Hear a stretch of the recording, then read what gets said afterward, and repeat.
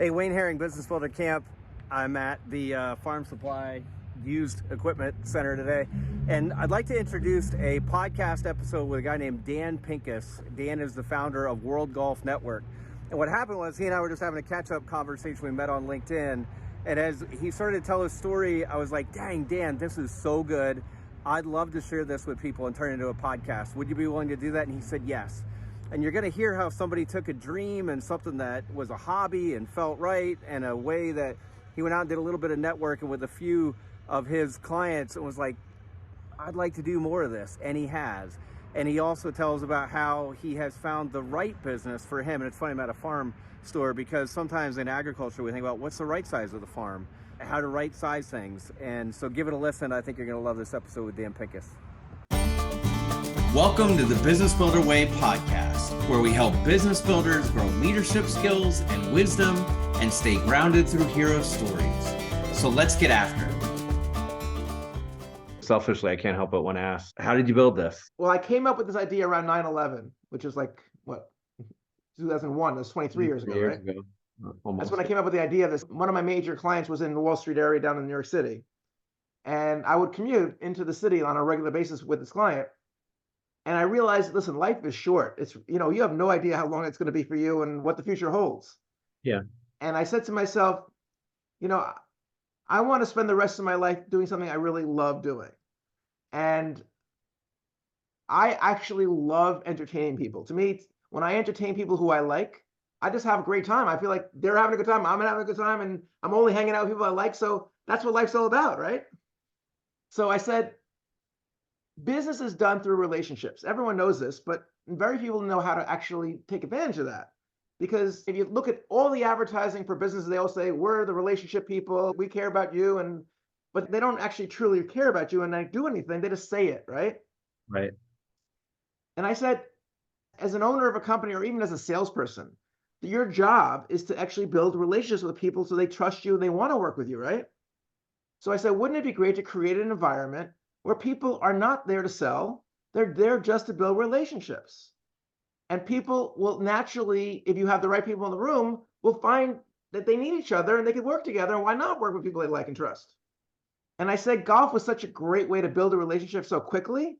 So I said, everyone even says the old saying is there's more business done on the golf course than in the boardroom. Yeah. Why has no one organized all the golfers so they can play with people who are good for their businesses? Yeah.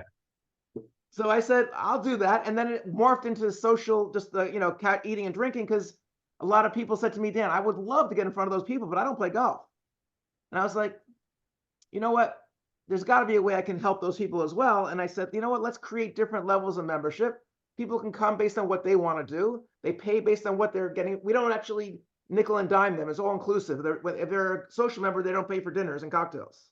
Mm-hmm. If they're a golfer, they don't pay for their golf. So we try to make it so that it's not like, oh, I pay this fee, now I got to pay this fee, and I got to pay that fee. This is my membership. Everything's included pretty much. And it's literally, this is my budget. If I can't afford it, I shouldn't be in the group. Right. And my theory was that if I don't like the people, I don't care how much money I'm making, because I didn't do this for money. I did this because I just like to do this. And I originally did it as a way to grow my marketing. I used to have my own marketing firm.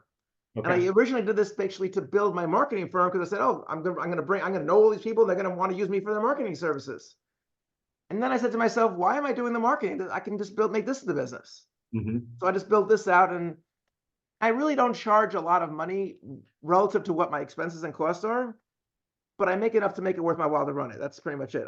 My feeling is that I don't want to sit there and negotiate with people on pricing. Like, if you can't afford it, I'm really charging just a small fee above what it cost me. And if it's not worth it to you, it's not worth it to me. So don't join. Do you still have a marketing firm, or? No, I guess I haven't done that in many years. It's like what you do. Yeah, this is all I do is literally I play golf and I eat and drink with people. I make introductions. That's all I do for a living. So you had that idea around 9/11, and then what was like the first golf outing that you did? Was it So how I started was I had my marketing firm back then. I actually took all my clients out for golf. And I said, I'm paying for all your golf. You're my guest, and I want you to bring one of your clients out as well as my guest. And I didn't pay for food. It was just golf. And I played on public golf courses that were cheap courses. It was like $50 for these courses I was playing on. And I would have about 20 or 30 people coming out to play golf between my clients and their guests. And people started calling me saying, hey, I heard you have Toys R Us or XYZ company. Can I come out and join you guys?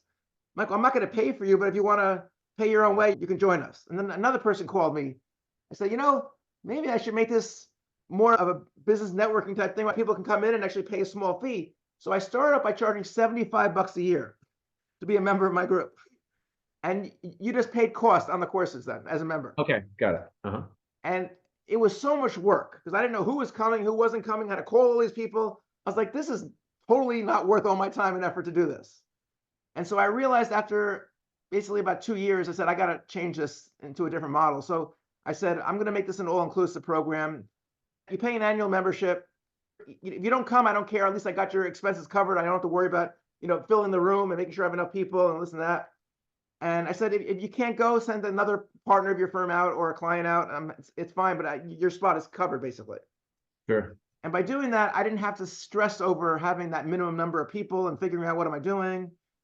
And I was doing it at semi-private clubs when I went to that level.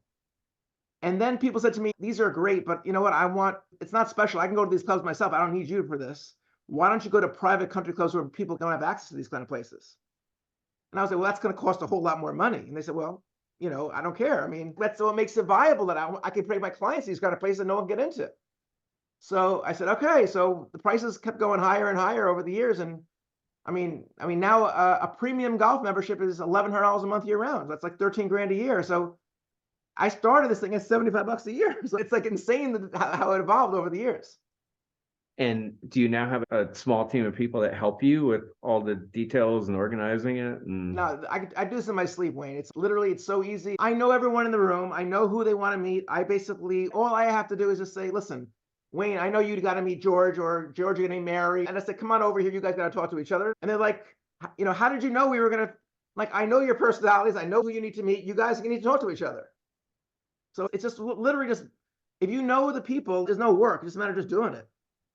Sure. And the other side of it also is that because I picked such amazing places, these people take care of our people like they're all kings and queens. It's like, it's Mr. Herring, please, thank you for coming here. Is there anything we can do for you? We'll take your golf clubs, we'll put them into the golf cart. And then I have an assistant who will help me at the events, who will register the people and point them in the direction they need to go to, where they're going.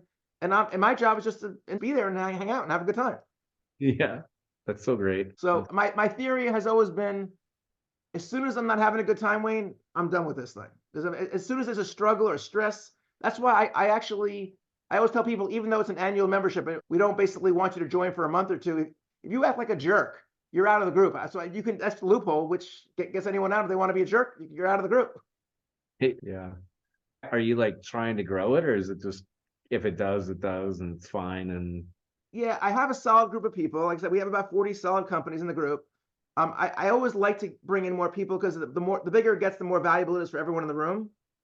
But I don't want to grow it too much, but I would like to grow to probably double the size it is now. That would be amazing. And I actually originally wanted to make this thing like a worldwide program and have chapters all around the world, and you could travel wherever you wanted to do business and play golf at different country clubs. But like I said, I've been doing it for so long at this point that do I really want all that headache of having to worry about all of the logistics and the work and the personalities and there's a lot to do as you grow a business. And there's an old saying, be careful what you wish for. I'm sure you're familiar with that saying. Sure. And at this point in my life, you know what? If it comes easily, I'll do it. If it doesn't come easily, I don't really care. Yeah. If somebody wants to join your golf network in Northern New Jersey, how would they could connect with you, Dan, through LinkedIn, which is what I've done, but what's the website for your company where they could get more info? It's worldgolfnetwork.com. Again, my email is dpincus@worldgolfnetwork.com. And literally, when someone wants to get involved, my goal is to make sure that it's worth their while as much as it's worth my while. Again, I don't want them joining and meeting people who are not relevant for them, because otherwise, why'd they join, right? I never understood why people who run groups say, oh, as long as you don't compete with someone else, we don't care what you do, come on in. Like, well, don't you care about what they do? It's like, you know that you can introduce them to people who are relevant for them? I'm like, no. Someone will maybe eventually know someone. Like, well, isn't time worth something for people? I never understood how people don't value their time. I always tell people you can always get your money back. You can't get your time back. Yeah, right. So you should value the time that you're spending in when you're even picking any networking group. you should find out, first of all, who runs the group. Do I trust the person running it? Because if they're not the people I trust, then how I know I'm not going to get value out of that group. And then who are the people in the group that are going to be relevant for me to network with, right? And do I like the people? So I don't even let people join until they actually come as a guest once, because they have to get to know the people, make sure that this is a group of people I actually want to get to know better and build a relationship with. That's great. So golf, or if you just like hanging out at a golf club and having dinner. Well, yeah, it's more than that though. You literally are like an oasis. Okay, so imagine this. How we do it is, there's two sides of our program. One side is the group events, and the other side is private. So the group events, you come at 2 p.m. if you're a golfer. You basically throw your stuff into a locker for later. You hit some balls before you practice, make sure you're feeling, loosen yourself up. And then half an hour later, you go onto the golf carts, we make announcements, and you go off onto different golf holes and play 9 holes of golf. You come back, you use the showers, you change into nicer clothes, and we have a cocktail hour, and then you have a sit-down dinner. We put people in tables of 8. So you're getting to know people, not in a huge chain, everybody, and you're building a relationship with those people. And then we move you around. So every month you're meeting with different people, both on the golf carts as well as at dinners. Sure. And then if you're on the private meetings, we're bringing that one person for you, and you're bringing someone who might be good for the group. And we know that person, you know that person. So I'm going to be playing, if we're playing golf, I'm playing golf with your guest, and you're playing golf with my guest.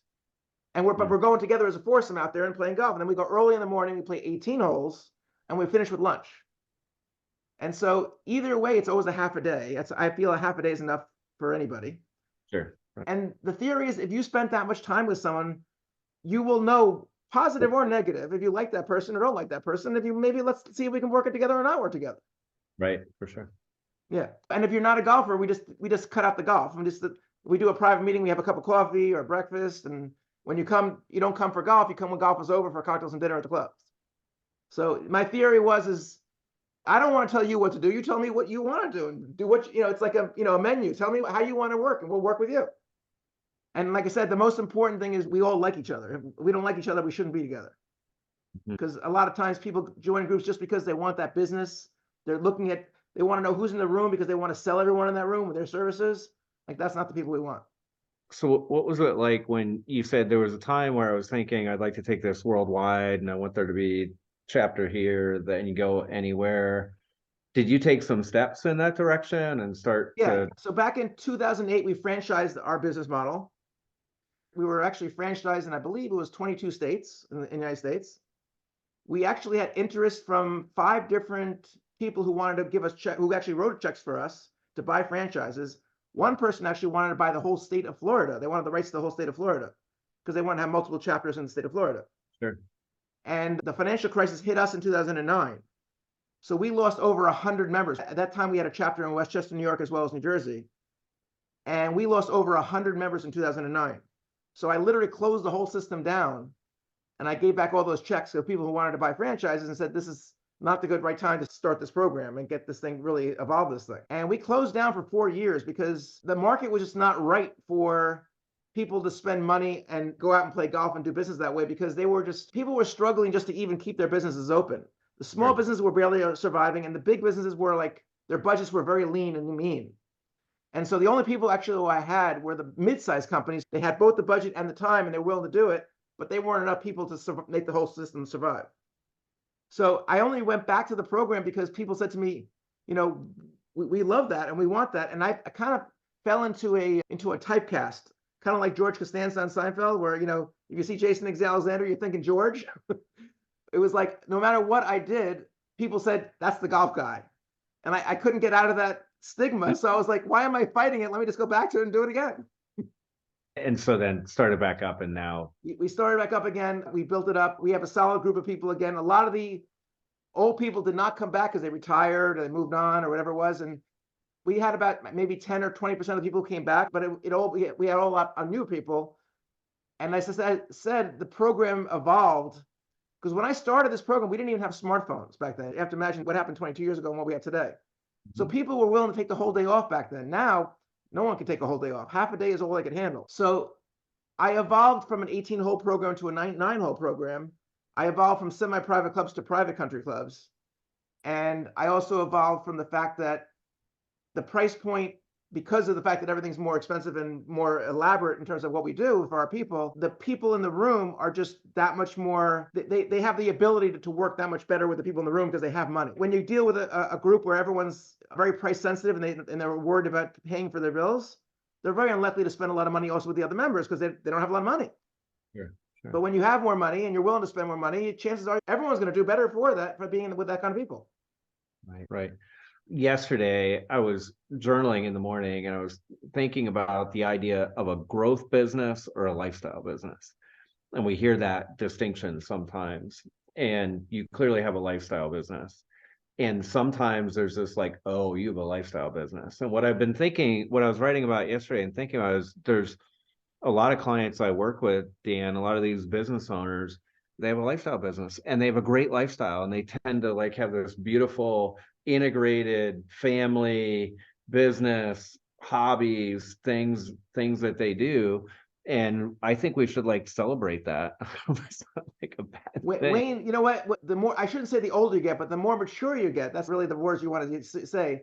The more mature you get, the more you realize life is not, again, not promised to anyone in terms of your future. You should enjoy life as much as you can. You should be happy you're alive and do what you really love doing, because that's what life's about. Life is all about the pursuit of happiness and being happy and being with the people you like. Yeah, and for some people, if they want to do the startup thing and try to get Series A and all that, that's great. 100%. Listen, money buys people a lot of, I wouldn't say happiness, but buys them security. It buys them the opportunities to do things they couldn't do without that money, right? For sure. But it doesn't buy happiness by itself. So money itself is not going to be the answer to anybody in terms of being happy. It's just, you need to know what makes you happy. And that's the secret of life, is knowing what makes you happy. Once you know what makes you happy, you know what life's all about. Do you got time for one more question? Sure. So I show you the picture of the people at the hunting lodge, right? Yes. And I like to do that. Do you have any advice growing a business or finding people who would want to go do that? Yes. If I was in your shoes, because again, don't forget, before I was doing this, I used to run sales and marketing for other companies and help them grow their businesses, right? So what I used to always do with them is write a business plan and a marketing plan before I even would start working with them, to make sure that we're on the same page of what do they want and how do they want to grow their company, so that I know that I can or I can't help them. Because if they want something I can't do, well, why start the process, right? But on the same token, I want to make sure that everyone in that company is on the same page, and that we all want this to be where we want to go, right? So we're not fighting along the way to get to where we want to be, right?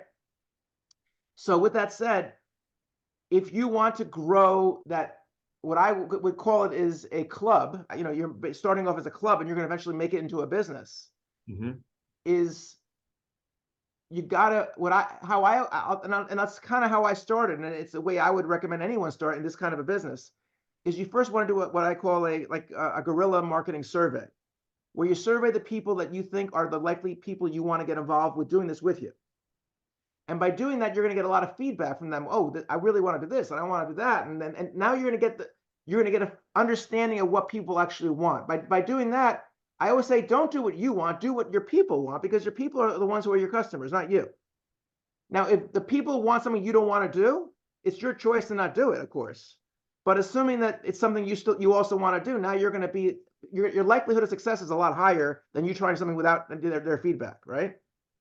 So that's the first step, is to get that survey out there with the people you really want to work with, and qualify if you can put together what they want, and make sure that the costs and the profit and the financials behind whatever you're going to do is going to be worth your while to do. Because if it's not worth your while, don't start the process. Otherwise, you're wasting your time. Yeah. And assuming everything works in order and the financials are all make sense and people want to do this and you got the right people, then just start. You don't have to worry about getting 1 million people right away. Just start with 5 people or 10 people or whatever you want to do, and let them bring their friends out, and they'll say, this is great, you should be doing this with us, and let it grow by itself. Saying a club, I don't know why. I hadn't really thought of it that way, but that's it. Like a club, like there's, go through LinkedIn, there are, with all those people on there, there's a certain subset that if I showed them that picture and said, hey, we went to this place and we all had coffee and good food and we went hunting and then we talked about business, they would say, wow, I'd like to join that club. Yes. Right. That's what it is. So and you could turn it from a club into a business, though, Because a club is something which is very casual, very like, oh, it's, we're just getting together kind of thing. If you want to make it a true business, then what you have to have a little bit more meaning behind it. There's got to be more than just people randomly getting together and doing whatever you're doing. You got to have a process in place that people know I'm joining for this reason. I'm going to get this out of it, that kind of thing. Well, I did. So this is the second time I've done a hunting trip like this. One time it was upstate New York, and then this one in South Carolina.